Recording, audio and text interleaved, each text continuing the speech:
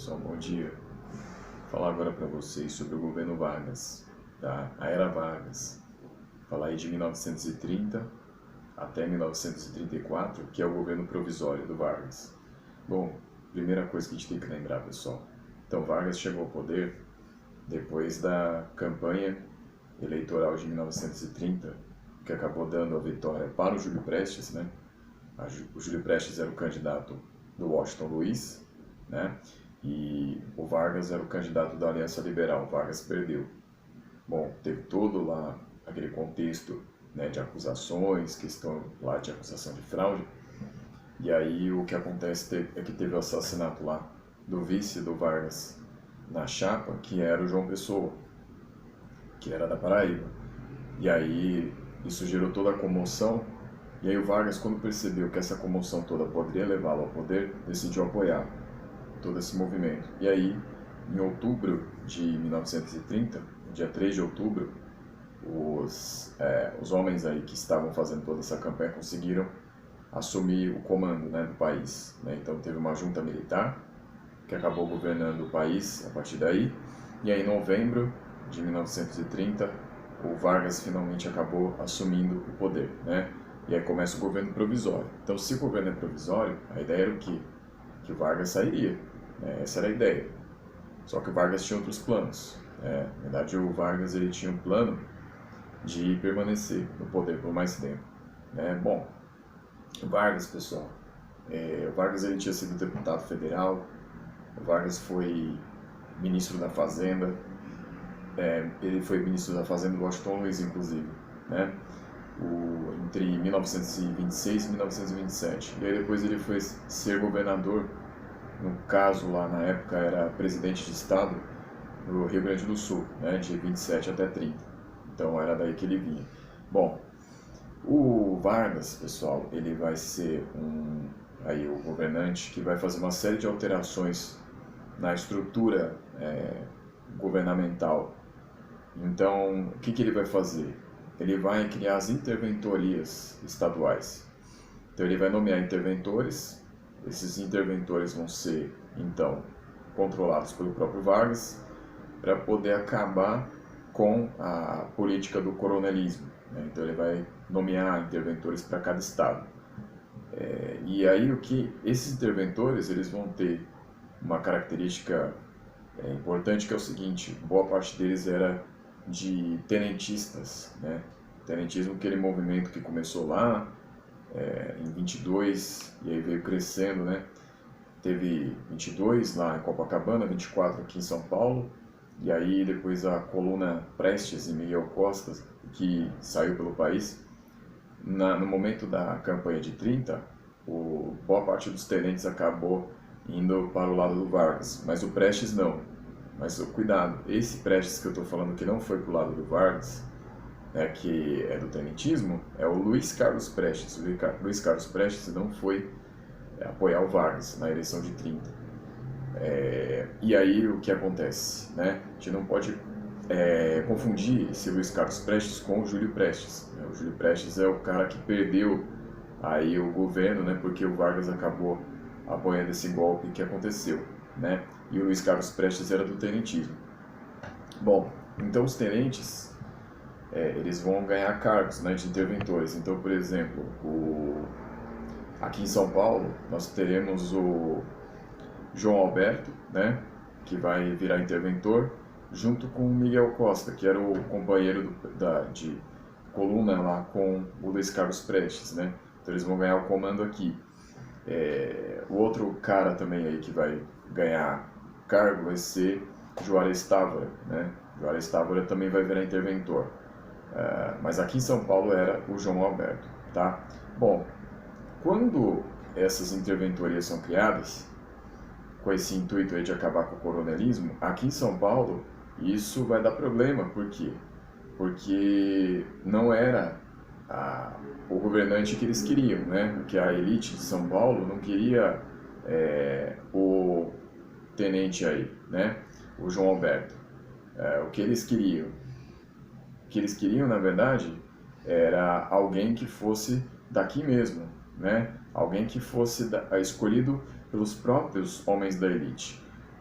Enfim, e aí o Vargas não vai, por enquanto, ceder a isso. Bom, isso vai gerar problemas depois. Aí em 32 vai se iniciar uma tensão muito forte, né?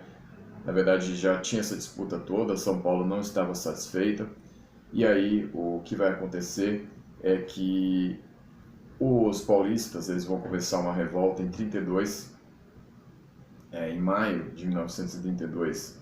Já se dá indícios claros ali de que os paulistas estão preparados, né, ou estão pelo menos intentando fazer uma guerra contra o governo Vargas, né? E aí, em 32, no dia 9 de julho de 1932, começa a Revolução Constitucionalista de São Paulo, né? No 9 de julho. 9 de julho porque tem a morte lá do Martins, Miragaia, Drauzio e Camargo, né? Que são os 4 jovens ali, estudantes, que morrem em confronto com a polícia, né? Com a polícia do Vargas. E aí o que vai ocorrer é que, a partir daí, a população de São Paulo, né, que apoiava as elites daqui, começa então esse movimento, né? Então vão se formar brigadas aí contra o governo federal. O governo federal então vai ter essa guerra contra São Paulo. Bom, o Rio Grande do Sul e Minas Gerais inicialmente pareciam que iam apoiar São Paulo na guerra contra o Vargas, mas eles dão para trás, né? Então São Paulo fica sozinho na luta. E aí essa guerra vai durar 3 meses. Com essa guerra de 3 meses, o que vai ocorrer é que São Paulo vai perder o governo federal. Mas aqui é interessante notar que São Paulo se transformou em realmente assim uma praça de guerra. Muitas famílias começaram a lutar pela Revolução Constitucionalista, né? Enfim, fábricas foram transformadas aí em espécies de arsenais de guerra, começaram a se produzir granadas, armas, artilharia, tudo isso, né? Muitas mulheres foram para as fábricas, mas enfim, a guerra foi perdida. No interior, por exemplo, assim, teve um movimento que começou a se perceber assim, de debandada, né?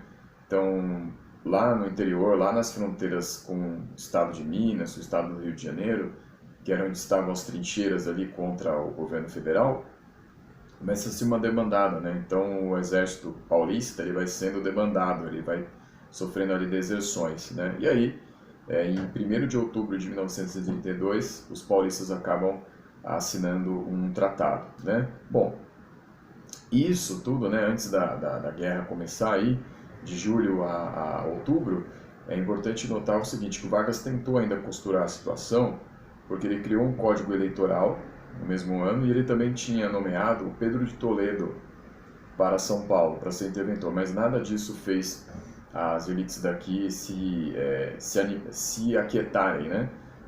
Porque o que elas queriam? Elas queriam uma Constituição nova. Então elas queriam a convocação da Assembleia Constituinte e uma Constituição nova. E aí o Vargas, percebendo que se não fizesse isso, mesmo com a guerra vencida lá em outubro, ele percebe que se não fizesse isso, não atendesse esse pedido de Assembleia Constituinte, ele poderia perder um apoio importante que era daqui da elite de São Paulo. E aí o que ele vai fazer?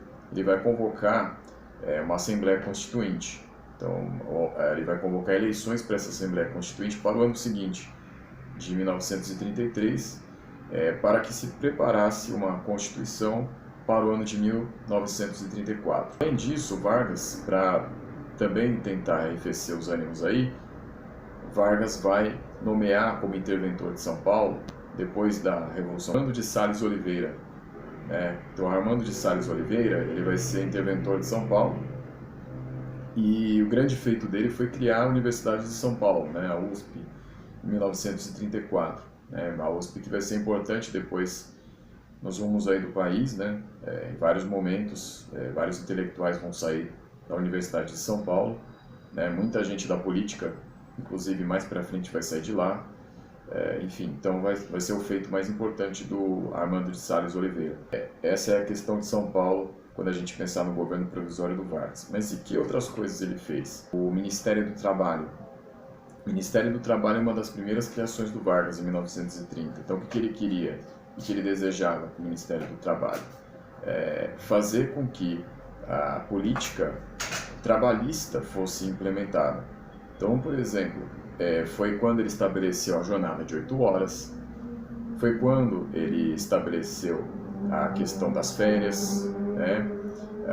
Enfim, então começava também a ideia de ter uma carteira de trabalho, né? Então essas três questões aí são iniciais para aquilo que lá na frente vai virar CLT, a consolidação das leis trabalhistas em 1943, né?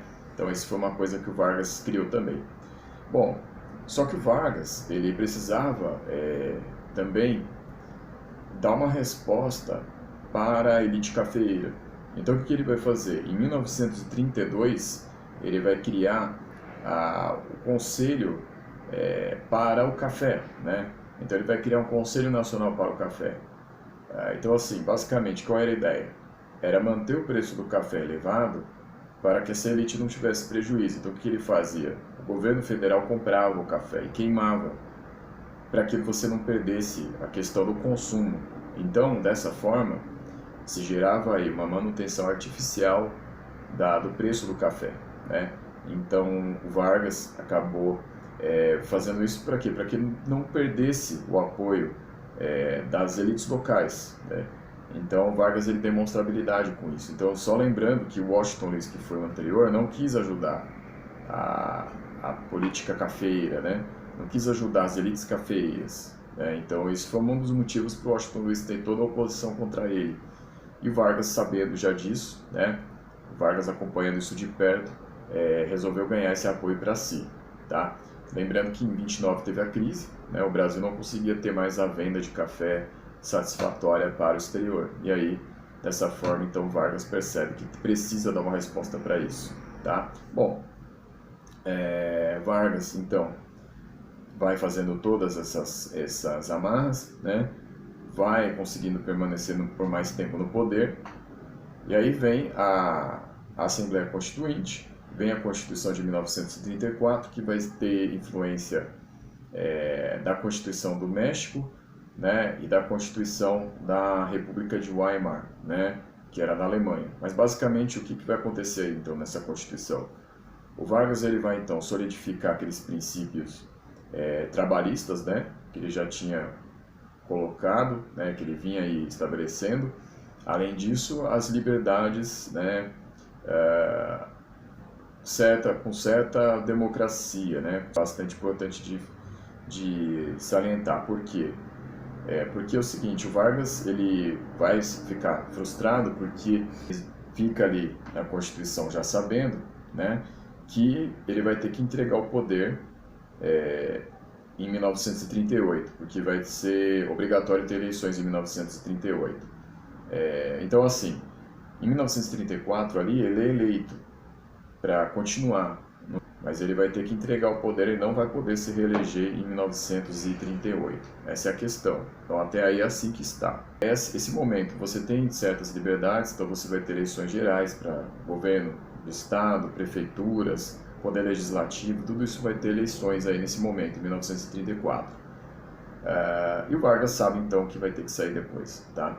Então, essa é a situação. E aí nós iniciamos um governo, agora que vai ser o governo constitucional do Vargas, que vai ser de 34 até 37. Por quê? Porque o Vargas não vai aceitar entregar o poder lá em 38. Algo vai acontecer no meio do caminho aí que vai fazer com que 37 se encerre essa fase aí prematuramente. Tá? Então o que vai ser isso? Na próxima aula eu falo para vocês. Obrigado.